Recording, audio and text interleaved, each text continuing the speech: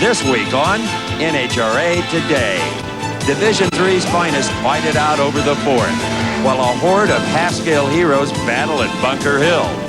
A look at the Super Comp question of chase or be chased, and the speed secrets of some diminutive dragsters. From the Race Rock Motor City Diner near Detroit, Michigan, these stories and more on this edition of NHRA Today.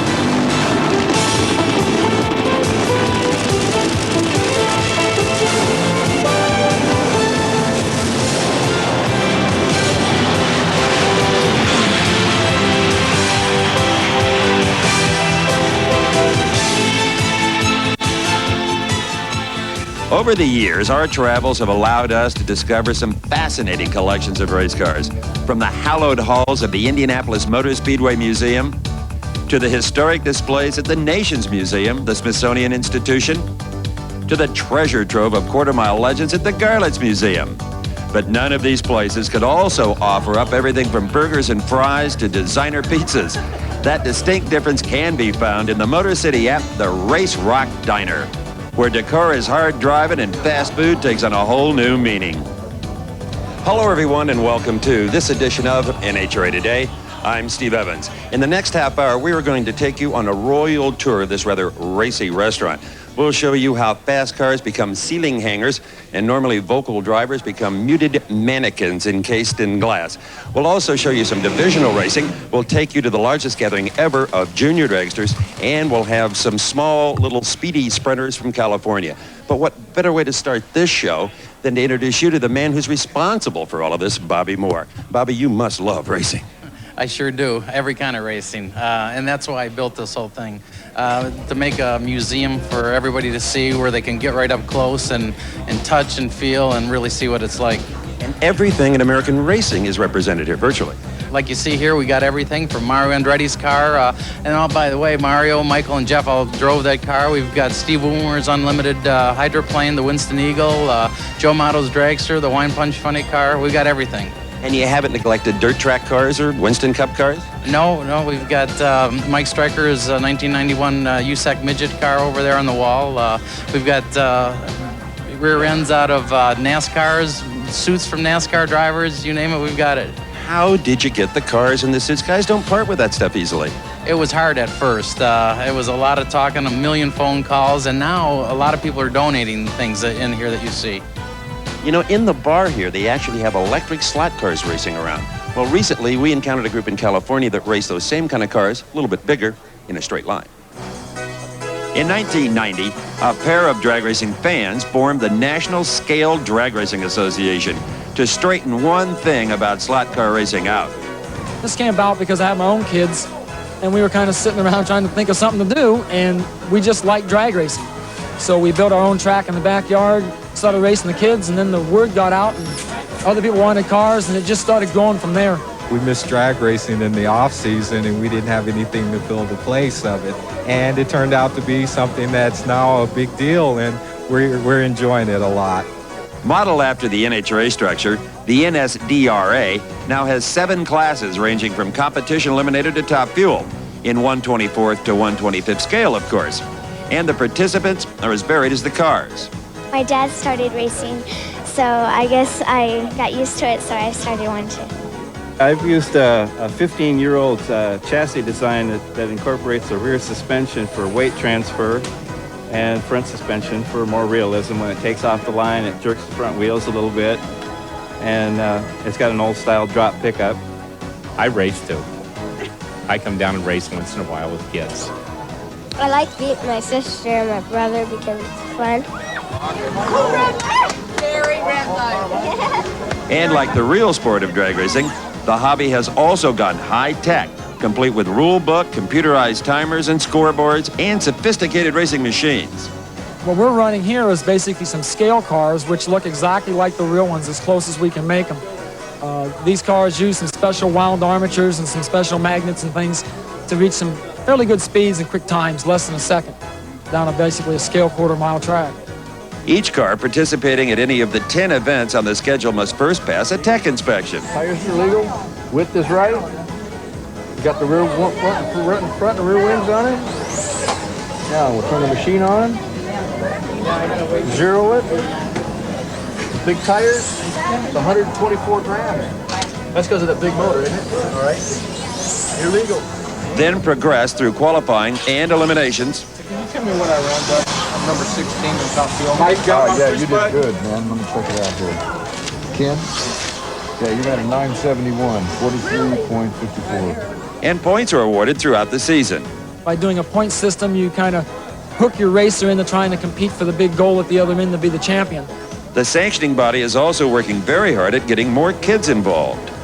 Eventually, in the children's program, we'd like to have a beginner's class that would allow us to start them off kind of slow and teach them the mechanical aspect of the cars. It's a nice sport to get into, and also it's kind of interesting how they build cars, and what goes here, what goes there.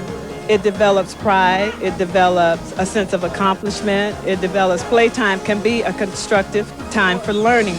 The kids can beat you to death. Their reaction times are quicker. It brings everyone together because there's a common interest of going fast. And by this, the kids also want to learn what it takes to go fast. And the association's growth is fueled by their fondness of the sport. We like drag racing, as simple as that. We don't miss them. We don't miss any of the real races, the NHRA races when they come. When they come to town, we're there, period. So this is our way of doing that year round. And so we really push this, trying to get everybody else involved to do the same thing. And it's fun for kids and adults. Let's all of us adults be kids. They had to plug those little suckers into the 220 socket and find out how fast they'll really go. Well, here's something that always went very fast, the classic 426 Chrysler Hemi. Now, this cutaway block was one of the last four to ever come off the original production line. Stay with us. When we come back, we'll show you the drag racing vehicles here at the Race Rock Motor City Diner. You're watching Sky Sports. The World Superbike Championship on Sky Sports. Last time. Welcome back, everyone, to the Race Rock Motor City Diner. Now, fortunately, Joe Amato has never had this view in actual competition. This was the car that he drove in 1989 to a Winston Championship. Remember, it was maroon, said TRW on it. It was repainted in the Valvoline livery for the start of the 1990 season. Now, over near the bar is another championship-winning body. Funny Car star John Force used that in 1990. Now, to fit it in the space, they've had to cut it lengthwise. Other than that, it's the way it came off the track, burns and all. In another part of the building is the Roland Leong 1984-85 Dodge Daytona funny car that was driven by Johnny West. And the two-wheelers haven't been forgotten either. This is the beautiful turbocharged nitro-burning Catani motorcycle of Terry Kaiser. We're talking 200 miles an hour on two wheels. It won the 1989 World Championship. Well, there's lots of variety here at the Race Rock, and there was plenty in action, sportsman style, last weekend in Ohio. Here's Bob Fry with his report.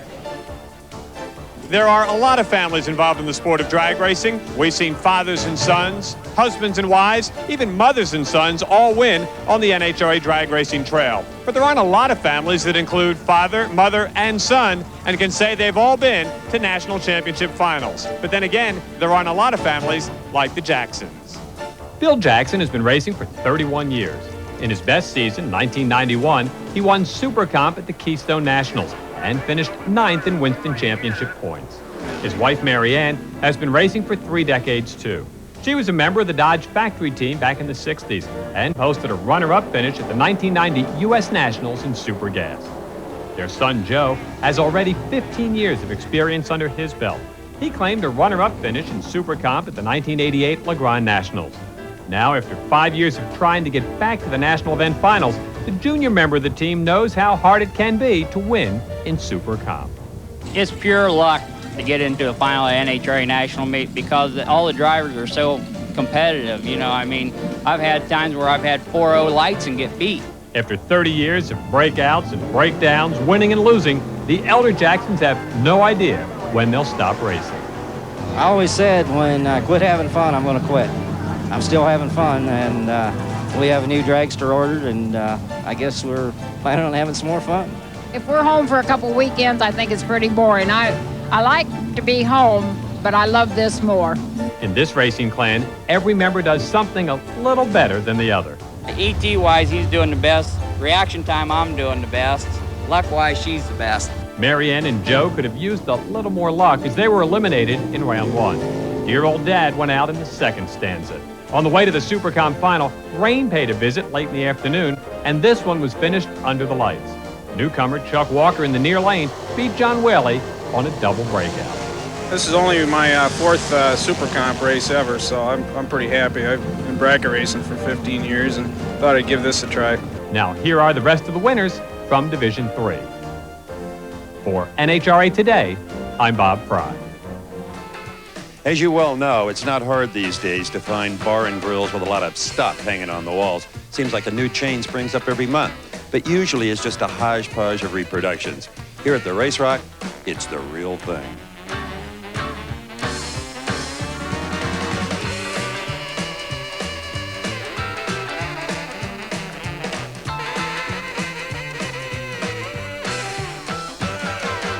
Chances are every time you come here, you'll find something different because the collection is always evolving. Bobby Moore has always intended the Race Rock Motor City Diner to be a family place. And if you bring the kids by for lunch or dinner, I know they won't be disappointed. They'll love all the race cars, of course. And then there's the mandatory racing video games, even though they may have to fight the adults to play them. There's also some neat radio-controlled stuff. The little car on the right there is at almost 76 miles an hour, the national record holder. A winner there on the left for on-road remote-controlled racing. And how about the hand-built hydroplane? That thing hit almost 80 miles an hour in the early 70s. It's a beauty. And then there's a couple of soapbox derby cars. This one about 40 years old, and this one a lot more contemporary. And of course, these were the first cars that kids raced in a straight line, gravity being the power. But now gravity has been replaced by Briggs & Stratton engines in the new junior dragster classification. There were a bunch of them in northern Indiana last weekend. Here's Dave McClellan. Bunker Hill, Indiana was hot as a firecracker this 4th of July weekend as junior dragsters celebrated their independence from Winston Championship events. No longer just an exhibition, this was the main event, the first ever Junior Dragster Nationals at Bunker Hill Drag Strip. This is our coming generation. These are the Don Garletts and the Don Perdomes and the Bob Gliddens of tomorrow. This premier event drew 90 entries from 15 states and Canada, kids ranging in age from 8 to 17. With junior dragsters, everything's smaller. The cars, the drivers, even the race itself. It covers an 1/8 of a mile instead of a 1/4. The events are classified by the driver's age and whether the car is stock or modified. All things being equal in these bracket races, elapsed time is the main thing. Cutting a good light is the best thing that they can possibly do to win. For these youngsters, Christmas trees mean trophies instead of toys. And why do these kids prefer dragsters to Nintendo games? Speed. It gives you a rush. With top speeds in the neighborhood of 50 to 60 miles an hour, you won't see any burning rubber at junior dragster events. As always, NHRA puts the emphasis on safety. He's got as much protection here as Eddie Hill has in his big car. NHRA events like these all-junior nationals will make these kids better drivers as adults. They get the kids going at an age of 8 years old. By the time they're able to get a competition license, they may have made thousands of passes down the drag strip. Because mom and dad still write the checks, they carry some clout in making the drivers earn the privilege of participating. Yeah, we have to maintain a B average in school. My dad made a bet with me. If I could get 2 honor rolls in a row, I could get the car. At the Junior Nationals, parents take winning and losing as seriously as their kids. When you stand up there at the starting line and watch the parents, you can tell they have an awful lot of pride in what their children are doing there. Brian Olson was one proud papa at the Junior Nationals. His son, Drew, was runner-up to champion Tony Jarvis as top eliminator and the winner of the Class C modified category. Tony's dad saw the champion place runner-up in the Class A top alcohol category, and girls beat boys in 3 of the 12 categories. That's wonderful. These junior dragsters put on quite a show in their first nationals, and it took a lot out of them. Getting to race like the big boys can be a heady thing. You may think you're hot stuff, but your dad will still muss your hair. It is so weird to be around something that looks exactly like John Force, yet it hasn't said anything. Still, I wouldn't trade it for the real thing. You know, Joe Amato's car is not only here, but so is Joe. Well, in spirit anyway, looking a little tenser than usual. Then there's Don the Snake Prudhomme, who has never stood like that in his life. I got to talk to Bobby about reposing that one. Then there's Shirley Muldowney, who lives just up the road. In fact, she was the first one to tell us about the race rock. There is the mandatory Kenny Bernstein Shrine, and then assorted Winston Cup, motorcycle, and boat racing heroes, all in the authentic garb. Recently, we showed you how some of the pro teams are communicating with their drivers with two-way radios. Well, Al Hoffman's crew chief, the ever-creative Tom Anderson, has a different idea that accomplishes, he thinks, the same thing. It involves using this, a very simple and inexpensive model airplane remote control. You trying to make him fly, Anderson, or what? No, not really. What this is going to do is there's a light on the dash that is going to come on at my command here, which is going to tell him if we're racing on race day and our competitor happens to smoke the tires or blow up or whatever, I can show Hoffman a light in there, and he knows that he's basically got a free run, which in turn he can make an adjustment on the clutch system, which we have a manual valve in here for now, to where we can go for possibly low ET of the meet or lane choice or whatever, and know that we're safe in doing so. Here at the Race Rock Motor City Diner, Bobby Moore and his crew, they don't just wait for people to show up. Boy, you bring them in. I haven't seen that many street rods in a long time. Right, we do this every week, all summer long. We have truck night, limousine night, Chevy night, Mopar night. Last week, our Mopar night, we had over 300 Mopar race cars and street machines in the parking lot here. You guys love a good band. Teen Angel, they are hot. Right, they're our house band. They're the original Teen Angels that have been together 15 years, and they've rocked the place. I envy you. You're having fun with a great business. Yeah, it is. It's a lot of fun. And it runs flat out, which in some classifications of drag racing you don't want to do. It can cause you to lose. You have to strategically manage your elapsed time. Here is Frank Hawley with the first half of a two-part Fast Fact.